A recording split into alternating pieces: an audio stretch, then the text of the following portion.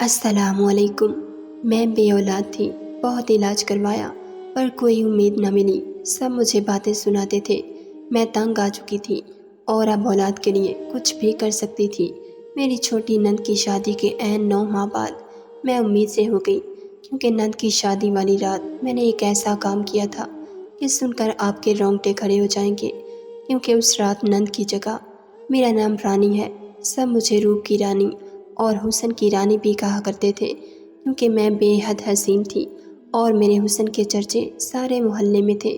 سب کا کہنا تھا کہ مولوی نذیر کی بیٹی کسی حور سے کم نہیں۔ میں جب بھی آئینہ دیکھتی مجھے ایک حسین صورت نظر آتی تھی اور اس بات کی بہت خوشی ہوتی کہ وہ میری صورت ہے۔ مجھے خود پر بہت غرور اور بہت ناز ہوتا، اور ہوتا بھی کیوں نہ، میں جانتی تھی کہ میں حسین ہوں، سب سے زیادہ خوبصورت ہوں۔ پر کہتے ہیں کہ خوبصورت لوگوں کی قسمت کبھی بھی خوبصورت نہیں ہوتی، کیونکہ شاید اللہ کے ہاں انصاف ہی ایسا ہے کہ وہ ایک چیز دیتا ہے تو دوسری نہیں دیتا، اور یا پھر خوبصورت لوگوں کو نظر لگ جاتی ہے۔ مجھے بھی نظر لگ گئی تھی، کیونکہ مجھے نظر لگنا جائز تھا۔ پورے خاندان کی سب سے خوبصورت لڑکی تھی، ساری لڑکیاں مجھ سے جلتی تھیں، اور ان کی جلن اس طرح کی تھی کہ وہ اسے چھپا بھی نہیں پاتی تھیں۔ سرے عام کہہ دیتی کہ انہیں مجھ سے جلن ہے۔ میری خوبصورتی میرے لیے بد دعا بن گئی اور میری ساری زندگی برباد ہو گئی۔ ایک دن ہسپتال سے کال آئی کہ میرے بابا کی طبیعت بہت خراب ہے اور انہیں ہسپتال لے جایا گیا ہے۔ ہم لوگ گھبرا کر ہسپتال پہنچے تو ڈاکٹر نے کہا کہ ان کے دل کے وال بند ہونے والے ہیں، اور اگر ان کی جان بچانا چاہتے ہیں تو آپ کو آپریشن کروانا ہوگا، جس پر 5 سے 7 لاکھ خرچہ آئے گا۔ لیکن اس کے بعد بھی ہم گارنٹی نہیں دیتے کہ یہ زندہ رہ پائیں گے یا نہیں۔ ہم 4 بہنیں تھیں۔ میری ماں تو پھوٹ پھوٹ کر رونے لگی اور روتے روتے یہی کہہ رہی تھی کہ آپ کو کچھ ہو گیا تو میں ان سب کو لے کر کہاں جاؤں گی۔ میرے پاپا نے کہا کہ کوئی ضرورت نہیں ہے پیسوں کا انتظام کرنے کی، مجھے گھر لے جاؤ اور میری ایک خواہش پوری کرو، میں بالکل ٹھیک ہو جاؤں گا۔ ہم ان کی ضد پر انہیں گھر لے آئے اور انہوں نے کہا کہ وہ میری شادی اپنے بہت ہی ہونہار اور قابل طالب علم سے کروانا چاہتے ہیں۔ ابا نے بتایا کہ ان کا وہ ہونہار اور قابل شاگرد بہت امیر بھی تھا اور ایک اچھا انسان بھی، اور وہ شکل و صورت کا بہت ہی خوبصورت تھا۔ میرے والد صاحب نے مجھ پر اپنے جذبات کا دباؤ ڈالا اور کہا کہ تمہیں یہ شادی کرنی ہوگی، یہ میری آخری خواہش ہے۔ میری شادی تو ہو گئی اور میں اپنے گھر بھی چلی آئی۔ شادی کی رات کو ہی ابا اس دنیا سے چلے گئے۔ ہم سب غم سے نڈھال تھے۔ کسی کی آواز سنی تو حیران رہ گئی۔ دیکھو تو یہی ہے رانی کا شوہر، خود کیسی پری جیسی ہے، اور ذرا شوہر کو دیکھو، غرور کا سر نیچا۔ لوگ ہنس رہے تھے، کچھ لوگ حیران ہو رہے تھے اور کچھ لوگ خوشی سے کہہ رہے تھے اس کے ساتھ یہی ہونا چاہیے تھا، بہت اچھا ہوا۔ میں سر اٹھا کر دیکھنا تو نہیں چاہتی تھی اور مجھے دیکھنا بھی نہیں چاہیے تھا، لیکن ان کی باتیں سن کر میں مجبور ہو گئی۔ میں نے بھی نظر اٹھا کر دیکھا تو میرا شوہر مجھ سے 15 سال بڑا، موٹا اور ایک بدصورت انسان تھا۔ میں حیران رہ گئی۔ سسرال جانے سے انکار کر دیا۔ مجھے پتا تھا کہ زندگی ایک دفعہ ملتی ہے اور اس کے بعد ہمیں دوبارہ زندگی نہیں ملنے والی۔ اپنی زندگی برباد نہیں کرنا چاہتی تھی، اتنا تو میں اپنی زندگی کے لیے لڑ سکتی تھی۔ اس لیے ضد کی کہ واپس نہیں جاؤں گی، اور مجھ پر میری ماں نے معاشرے کا دباؤ ڈالا، مجھے ایسا مستقبل دکھایا اور مجھے ڈرا دیا کہ اگر میں واپس نہیں گئی تو یہ معاشرہ مجھے نکل جائے گا۔ میں پھر بھی نہیں مان رہی تھی، پر پھر امی نے مجھ پر اور دباؤ ڈالا اور سمجھا بجھا کے مجھے رخصت کر دیا۔ میں اپنے اصلی گھر چلی آئی، کسی طرح اپنے بدصورت شوہر کو قبول بھی کر لیا۔ امی نے سمجھایا تھا کہ اگر عورت خوش رہنا چاہتی ہے تو اسے سب سے پہلے اپنے شوہر کو خوش رکھنا چاہیے۔ اگر وہ اپنے شوہر کو ناخوش رکھے تو کبھی خوش نہیں رہ سکتی۔ میں اپنی زندگی میں اور مصیبت نہیں چاہتی تھی، اور مجبور تو میں پہلے ہی ہو چکی تھی، اس لیے اور ضد کر کے مجھے کیا ملنا تھا، کیونکہ وہ امیر بہت تھا۔ لیکن اس گھر میں اس کی ایک کنواری بہن رہتی تھی۔ میری نند ناک شکل کی اچھی تھی، نہ صورت نہ سیرت، وہ اچھی انسان نہیں تھی، نہ اس کے اندر عقل تھی نہ اخلاق تھا، ہر معاملے میں بولتی تھی۔ پہلے ہی دن مجھ سے پوچھنے لگی کہ آپ اور بھائی رات کو کیا کر رہے تھے۔ مجھے اس بات پر غصہ آیا، جس سے میں بہت نفرت کرتی تھی۔ وہ ہمیشہ اس گھر کی بڑی بننے کی کوشش کرتی تھی اسے میری عادتیں پسند نہیں تھیں، وہ میرا کھانا پینا خرچے سب گنتی تھی، مجھے بار بار کہتی کہ میرا بھائی بہت محنت سے کماتا ہے، تم اس کی کمائی کو ایسے ضائع مت کرو۔ ان چھوٹی چھوٹی باتوں نے مل کر بہت بڑی نفرت کو جنم دے دیا اور ہم دونوں ایک دوسرے کی دشمن بن گئے۔ اس کا تو پتہ نہیں، میں تو اسے بہت زیادہ نفرت کرنے لگی تھی۔ میں حسن اور شکل و صورت میں اپنی نند سے کہیں زیادہ خوبصورت تھی۔ وہ عام شکل و صورت کی مالک تھی، لیکن پھر بھی اگر کسی محفل میں ہم دونوں بیٹھے ہوتے تو سب کا دھیان اس پر ہی ہوتا تھا۔ وہ سب کو اپنی طرف لگا لینے کا ہنر جانتی تھی اور اسی بات سے مجھے مزید غصہ آتا تھا۔ وہ پڑھائی میں بھی اچھی تھی اور سارے کاموں میں بھی، جبکہ مجھے کھانا بنانا بھی نہ آتا تھا۔ انہیں چھوٹی چھوٹی باتوں پر مجھے اس سے بہت نفرت ہو گئی اور میری نفرت انتہا کو پہنچ گئی۔ میرے سسرال والے بھی مجھ سے خوش نہیں تھے، کیونکہ ابھی تک میرے ہاں اولاد نہ ہوئی تھی۔ میں اپنے ساتھ لاکھوں کا سامان نہیں لائی تھی، پر دیکھنے میں ان سب سے زیادہ خوبصورت تھی، لیکن پھر بھی میری کوئی عزت نہیں تھی۔ میرے سسرال والوں کے پاس اللہ کا دیا سب کچھ تھا، انہیں مجھ سے صرف ایک وارث چاہیے تھا اور وہ ابھی تک اس دنیا میں نہیں آیا تھا۔ ایک دفعہ میں نے اپنے شوہر کی خالہ سے یہ کہہ دیا کہ مجھ میں تو کوئی کمی نہیں، اپنے بھانجے کا ہی پتہ کروائیں کہ کیوں ابھی تک اس کے ہاں اولاد نہیں ہو رہی۔ یہ بات اس خاندان کے لیے بہت بڑی تھی، وہاں کی کوئی بہو ایسی بات نہیں کرتی تھی۔ پھر بھی ان سب نے مجھے پیار سے سمجھایا، لیکن میں نے اس بات کا بھی بہت برا منایا تھا۔ میری نند کا رشتہ ہو گیا، وہ بھی ایک بہت ہی امیر لڑکے سے۔ مجھے اس بات کا غصہ تھا، میں چاہتی تھی کہ یہ کسی غریب گھر میں جائے، کیونکہ وہ اکثر میری غریبی پر باتیں کیا کرتی تھی۔ ویسے اس کا اس میں کیا کمال تھا؟ اگر وہ امیر تھی، یہ سب کچھ تو میرے شوہر کی کمائی سے ہی ہوا تھا۔ میں اپنے شوہر کے ساتھ ایک ہفتے بھی نہ رہتی اگر اس کے پاس پیسے نہ ہوتے۔ وہ میری ہر ضرورت پوری کرتا تھا۔ اس نے مجھے سونے کے اتنے زیور لے کر دیے تھے جتنے کسی عورت کے پاس نقلی بھی نہیں ہوتے۔ یہی وجہ تھی کہ میں ان کی باتوں میں لگ گئی۔ اپنی زندگی میں تھوڑی بہت خوش رہ لیتی تھی، لیکن اولاد کی طرف سے بھی بہت زیادہ پریشان تھی، کیونکہ مجھے اپنے قدم اس گھر میں پکے کرنے تھے۔ لیکن اگر مرد کے پاس دولت ہو تو پھر اسے لڑکیوں کی کمی نہیں ہوتی، چاہے وہ جتنا بھی بدصورت ہو۔ کہتے ہیں کہ امیر مرد کبھی بھی بدصورت نہیں ہوتا۔ نہ تو میں اس کے لیے اچھا رشتہ آنے سے روک سکی اور نہ ہی میں یہ رشتہ ہونے سے روک سکی تھی۔ اب میرے پاس بدلہ لینے کو چھوٹی چھوٹی باتیں ہی رہ گئی تھیں۔ میں نے سوچ لیا تھا کہ میں اس کی شادی میں اتنا تیار ہوں گی، سب مجھے ہی دیکھیں گے، سب کا دھیان مجھ پر جائے گا اور سب یہ سوچیں گے کہ یہ دلہن تو کسی کام کی نہیں، کاش اس کی بھابھی ہمارے گھر کی بہو بن جاتی۔ میرا شوہر دیکھنے میں بدصورت صحیح، لیکن اس کا دل بہت اچھا تھا۔ میں ایک اشارہ کرتی تو وہ فوراً کھڑا ہو جاتا، جو مانگتی مجھے لا کر دیتا۔ میں نے بھی اس بات کا فائدہ اٹھایا اور اس سے کہا کہ مجھے بہت ہی خوبصورت جوڑا سلوانا ہے اور مجھے بہت زیادہ حسین لگنا ہے۔ اس نے اس سب کو یہ سمجھا کہ میں عورت ہوں اور سجنا سنورنا میرا حق ہے، اس لیے اس نے میری اس بات پر کوئی سوال نہیں اٹھایا۔ میں نے اس سے جتنے پیسے مانگے اس نے مجھے چپ چاپ دے دیے۔ میں نے اپنے لیے ایک نہایت ہی حسین جوڑا جس میں میرا جسم نمایاں نظر آتا تھا اور اس کے ساتھ خوبصورت زیورات بھی خریدے۔ شادی والے دن تو میں بہت ہی زیادہ حسین لگ رہی تھی۔ جیسا میں نے سوچا تھا ویسا ہی ہو رہا تھا، سب کا دھیان مجھ پر تھا۔ سب بار بار پوچھتے تھے کہ یہ کون ہے، کیونکہ میری شادی کے بعد وہ اس خاندان کی دوسری بڑی شادی تھی۔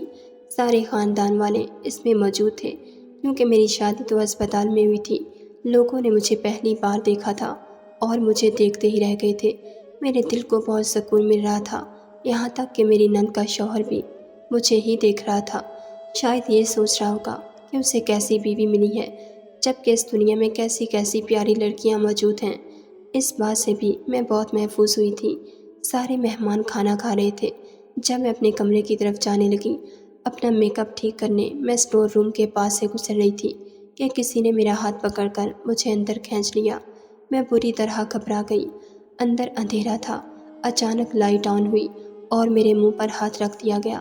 میرے قدموں تلے سے تو زمین ہی نکل گئی، کیونکہ وہ کوئی اور نہیں میری نند کا شوہر تھا۔ میں مزاحمت کرنے لگی اور اس کی قریب سے نکلنے کی کوشش کرنے لگی۔ وہ ہنس دیا اور کہنے لگا کہ تھوڑی سی دیر ہو گئی بھابھی، نہیں تو آپ کو میں اس جیسے انسان کے پلے نہ بننے دیتا اور آپ سے خود ہی شادی کر لیتا۔ آپ جیسی حسین عورت قسمت والے لوگوں کے نصیب میں ہوتی ہے، پر خیر ہماری شادی نہ ہوئی تو کیا ہوا، کم سے کم آپ کے ساتھ دل لگی تو کر سکتا ہوں نا۔ میں اپنے شوہر کو آوازیں دینے لگی، چلانے لگی، کوشش کرنے لگی، لیکن اس نے میرے منہ پر ہاتھ رکھ دیا اور اس نے میری عزت لوٹ لی اور مجھے میرے کمرے میں دھکا دے دیا۔ شادی بھی ہو گئی، رخصتی بھی اتنی چہل پہل تھی کہ کسی کو میرا خیال نہ آیا۔ جب میرا شوہر میرے کمرے میں آیا تو میں خود کو سنبھال چکی تھی، اسے مجھ پر شک نہ ہوا۔ میں یہ کہہ کر فوراً سو گئی کہ میں بہت تھک گئی ہوں۔ ساری رات میں روتی رہی، سوچتی رہی کہ اب کیا ہوگا۔ میرے ساتھ بہت برا ہوا تھا، یہ میرے ساتھ نہیں ہونا چاہیے، اس میں میری غلطی تھی کیونکہ میں ہی تیار ہو کر پھر رہی تھی۔ ایک میں پہلے ہی حسین تھی، اوپر سے تیار ہو کر اور زیادہ حسین لگ رہی تھی۔ میری جگہ کوئی اور ہوتا تو اسے اتنی عقل ہوتی کہ اسے یہ سب نہیں کرنا چاہیے۔ اگر میں یہ بات کسی کو بتاتی تو وہ شخص فوراً یہ کہہ کر بچ جاتا کہ وہ بے قصور ہے اور سب مجھے ہی برا بھلا کہتے، کیونکہ میرا اس خاندان میں رویہ سب کے ساتھ برا تھا، کوئی بھی میرے حق میں بولنے والا نہیں تھا۔ میں نے اس موضوع پر اپنی زبان بند کر لی۔ دل بہت کرتا تھا کہ یہ بات کسی کو بتا دوں، کسی کے سامنے تو اپنا دل ہلکا کر لوں، اپنی ماں کو بتا دوں، لیکن میری ماں کے ساتھ بھی میرا رشتہ اچھا نہیں تھا۔ وہ مجھے گری ہوئی لڑکی سمجھتی تھی، اپنی نند سے بھی کچھ نہیں کہہ سکتی تھی۔ اگر میں اسے یہ بتا دیتی کہ اس کے شوہر نے میرے ساتھ یہ سب کچھ کیا ہے تو اس کا گھر تو برباد ہوتا، لیکن ساتھ میرا گھر بھی برباد ہو جاتا۔ میں پوری طرح پھنس چکی تھی، نہ جانے مجھے کس بات کی سزا مل رہی تھی۔ کچھ دن بعد میری طبیعت اچانک خراب رہنے لگی۔ مجھے ایسی بات پتہ چلی کہ جیسے مجھے سزا ملی ہو، کیونکہ مجھے پتہ چل گیا تھا کہ یہ سب کچھ کس وجہ سے ہوا ہے۔ اتنا تو کسی عورت کو پتہ چل جاتا ہے۔ مجھے پتہ چلا کہ میں امید سے ہوں۔ میں تو حیران ہی رہ گئی۔ ابھی جب یہ بات میرے شوہر کو پتہ چلی تو اسے بھی یقین نہ آیا۔ پھر اس نے کہا کہ اللہ کے ہاں دیر ہے اندھیر نہیں، اللہ نے ہماری سن لی ہے۔ مجھے یہ سمجھ نہیں آ رہا تھا کہ یہ بچہ میرے شوہر کا تھا یا میری نند کے شوہر کا۔ خاندان والے تو یہی سمجھ رہے تھے یہ بچہ میرے شوہر کا ہے۔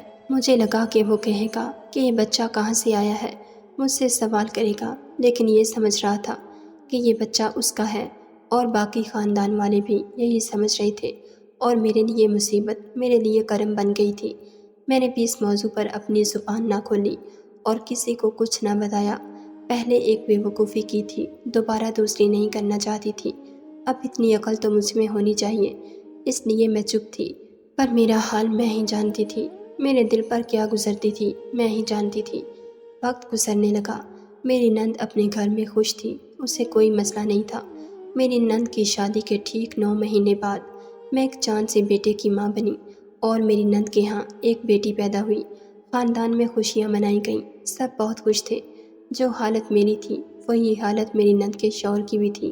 وہ بھی نہیں جانتا تھا کہ آخر یہ اس کی اولاد ہے یا نہیں، پر اب مجھے اس کی آنکھوں میں ایک پچھتاوا نظر آتا تھا۔